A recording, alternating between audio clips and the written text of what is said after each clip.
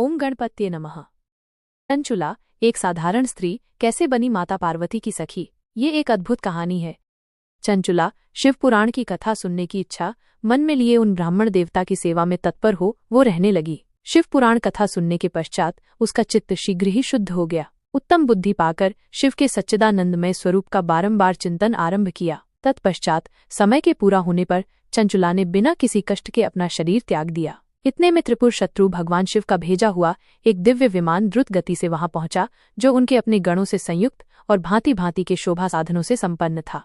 चंचुला उस विमान पर आरूढ़ हुई और भगवान ने उसे तत्काल शिवपुरी में पहुंचा दिया। उसके सारे मल धुल गए थे। वो दिव्य रूप धारिणी दिव्यांगना हो गई थी। उसके दिव्य अवयव उसकी शोभा बढ़ा रहे थे। मस्तक पर अर्धचंद्र का मुकुट धारण किए वो गौरांगी देवी शोभाशाली दिव्य आभूषण से विभूषित थी। शिवपुरी में पहुंचकर उसने सनातन देवता त्रिनेत्रधारी महादेव जी को देखा।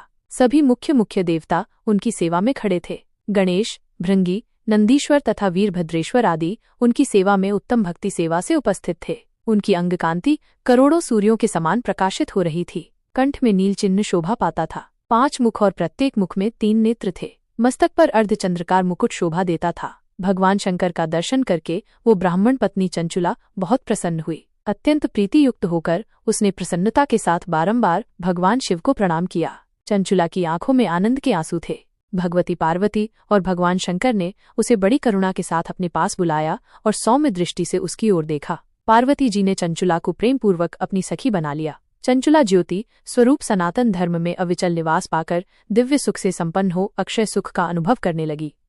श्री शिवाय नमस्तुभ्यम।